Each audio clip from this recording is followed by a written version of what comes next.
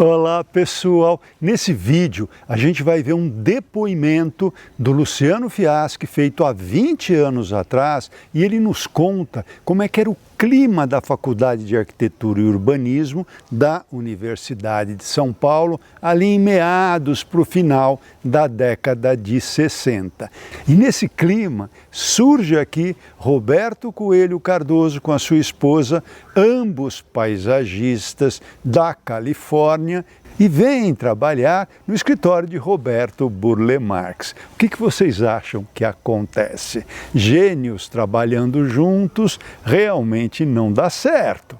Aí houve lá uma certa confusão, eles acabaram vindo para São Paulo. Cardoso, com uma carta de apresentação de Garrett Eckball, que era lá o bambambam do paisagismo americano, do paisagismo californiano, e com essa carta, através do Artigas, ele começa a dar aulas. Ele começa o primeiro curso de arquitetura paisagística no Brasil. Mas quem experienciou toda essa saga foi Luciano Fiaschi, que foi aluno e depois sócio de Cardoso. Vamos ouvi-lo? Eu também editei e ilustrei esse depoimento para ficar mais fácil a sua compreensão.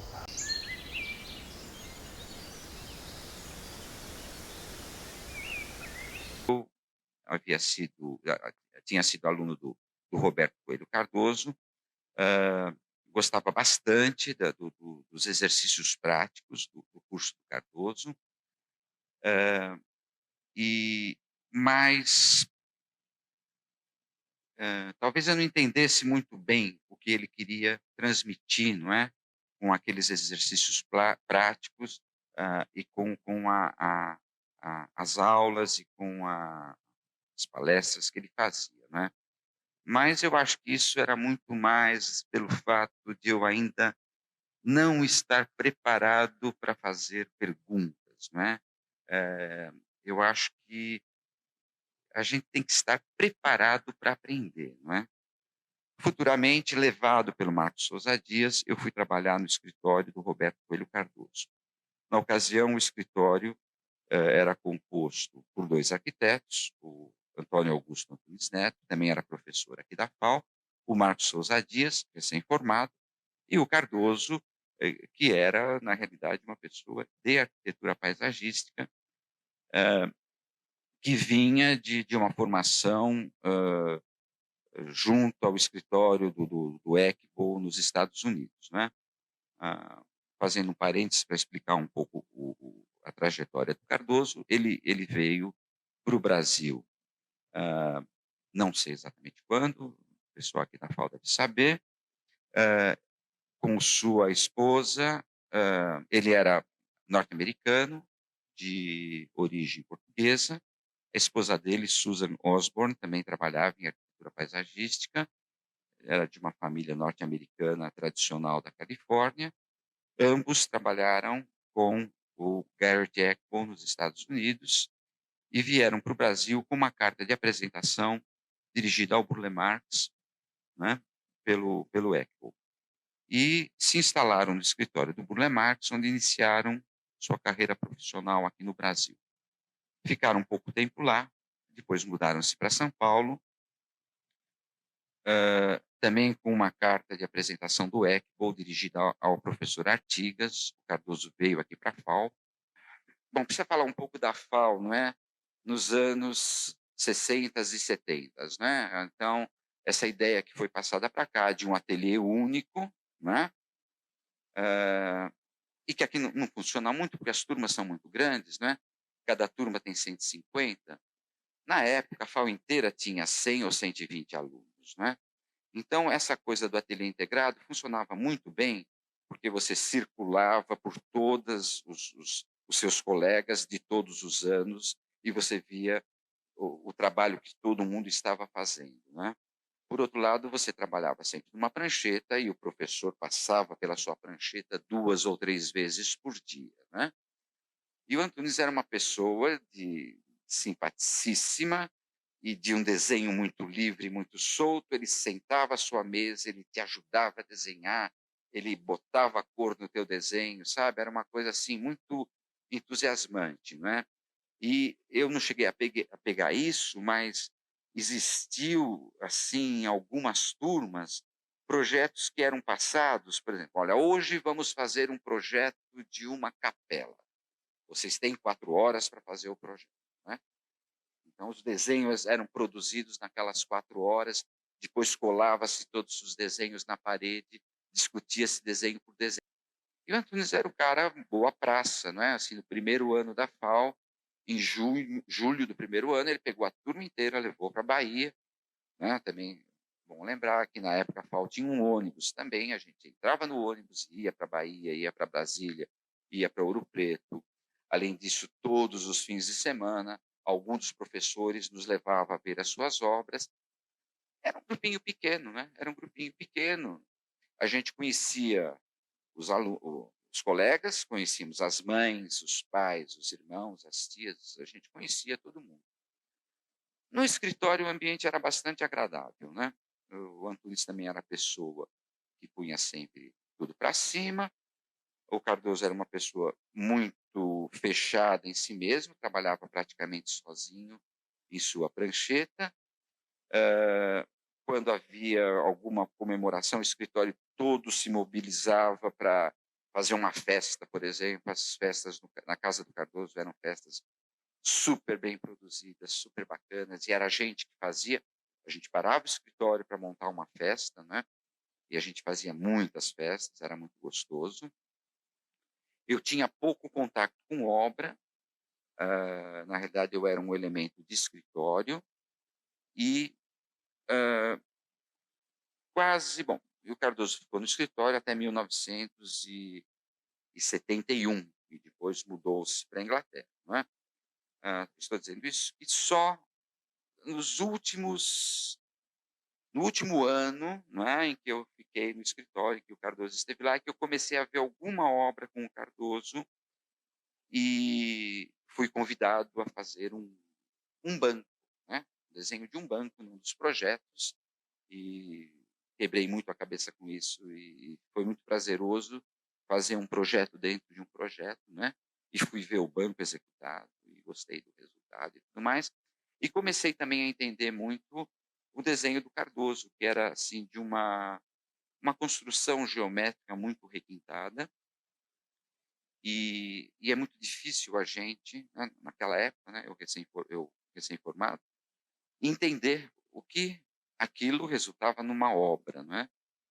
E pude começar a perceber isso na medida em que fui visitar as obras dele e comecei a perceber da eficiência daquela geometria, né? E o Cardoso muitas vezes foi criticado por essa construção geométrica rigorosa. E eu me lembro dele dizer que os projetos do Burle Marx também têm uma geometria rigorosa de construção. É uma outra geometria, não é? Mas é também uma coisa de uma construção elaborada e rigorosa, né? Então, mesmo para a construção de coisas muito orgânicas, passam por uma geometria elaborada, né? Eu acho que o elaborado é que vai dar qualidade para o resultado final, não é? Por outro lado, o Cardoso, quando manifestou, né, quando comunicou a sua decisão de mudar-se para Londres, ele começou a preparar portfólios, preparar material para levar para a Inglaterra, e eu, mais um outro rapaz, trabalhamos nesse portfólio, transformando os desenhos técnicos em desenhos um pouco mais expressivos, um pouco mais elaborados, e fiz questão de conhecer as obras para as quais eu estava fazendo os desenhos, né? Principalmente para poder inserir a vegetação nesses desenhos. Porque os projetos de plantação, o projeto de plantio do Cardoso, eles eram quase volumétricos. Eles tinham a especificação de plantas, não na sua totalidade, mas dos elementos predominantes, dos elementos estruturadores do espaço. Mas muitas vezes essa vegetação era mudada na obra, porque ele fazia um acompanhamento muito rigoroso, não só sobre a parte de planta, mas também sobre a parte construída. Ele tinha os seus canteiros, né? Canteiro, eu estou dizendo profissional da pedra, né?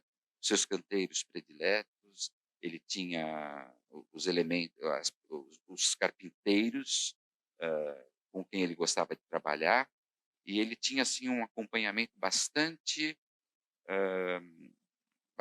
presente na obra, né? E mesmo a parte de vegetação, ele saía com o cliente muitas vezes para comprar as plantas, não é? Muita gente fala assim que o Cardoso não tinha um domínio muito grande sobre a vegetação, e não é isso. Eu acho que o entendimento que ele tinha da vegetação era muito diferente do entendimento da vegetação que o Burle Marx tem. Lógico, o Burle Marx é um botânico, né? É um botânico, ele conhece tudo, não é? Sobre as plantas. Mas o Cardoso ele tinha muito a formação de horticultura, né? O pai dele tinha um viveiro nos Estados Unidos, e ele tinha muito essa formação de horticultura, ele sabia transformar uma planta, não é? Por exemplo, se ele especificava uma jabuticabeira para um determinado lugar, a jabuticabeira tinha que ter uma forma pré-estabelecida, e ele mexia na jabuticabeira para que ela tivesse essa forma. Ele pendurava pesos, ele encaixava tábuas entre os ramos para que ela apresentasse uma forma mais aberta. Ele também tinha o hábito, muitas vezes, de plantar numa mesma cova 3 árvores para que ela atingisse uma forma inusitada, uma forma diferente. Ele utilizava muito o adensamento, né? A aproximação de plantas para conseguir determinados efeitos de transparência, de formação de galharia, de uma certa forma. Eu cheguei a ver uma ocasião, né? Ele já tinha ido para Londres, voltou uma ocasião, e ele esteve na casa do Antunes, na Granja Viana, e o Antunes tinha uma glicínia assim, que percorria toda a varanda, e ele se propôs a podar a glicínia, né? Então ele tirou toda a glicínia da varanda, assim, jogou ela no chão, pôs no chão. E aí então, ele tentou explicar o que ele fazia, ninguém entendeu. Ele falou: eu conto 1, 2, 3 e 1, 2, 3. Quer dizer, conseguiu uma forma completamente diferente, né? Valorizando os troncos, a ramificação mais antiga e propiciando assim a formação da ramificação nova. Aquilo ficou com uma forma incrível, dobrou a floração, não é? Quer dizer, isso é uma coisa de conhecimento mesmo, de manejo da planta. Não adianta ele explicar como fez, né? Era 1, 2, 3, tá, 1, 2, 3, tá. Eu tentei fazer isso, não consegui fazer isso, né? A minha foi para trás, cupim, né? Mas ele mexia muito bem nesse negócio na planta, de fazer bolas de papel encaixar entre a galharia, né? E de plantar uma árvore com 3 metros de altura e podar rente ao chão para que ela formasse uma ramificação diferente.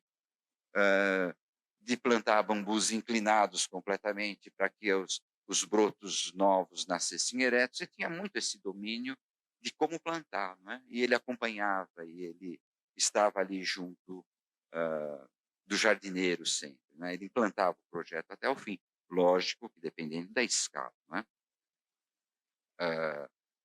Ultimamente, alguns projetos assim, naturalmente ele está com bastante idade agora, e ele pega 1 ou 2 projetos, ele vai morar na obra, né? Ele mora na obra, na realidade, ele passa 5 ou 6 meses na obra, e faz todas as compras e executa praticamente todo o jardim. E aí, pessoal, gostaram de vivenciar a história do paisagismo brasileiro? Pois é, esses depoimentos foram feitos lá na FAUSP pelo Silvio Soares Macedo e também pela Fanny Galender, que aparecem aqui no vídeo há 20 anos atrás. E se você quiser conhecer melhor o quadro do paisagismo brasileiro, acesse esses depoimentos através do QR Code que eu estou deixando aqui na tela, tá bom? Pessoal, é isso aí. Estou me despedindo, deixando aquele nosso costumeiro e carinhoso abraço para todos vocês.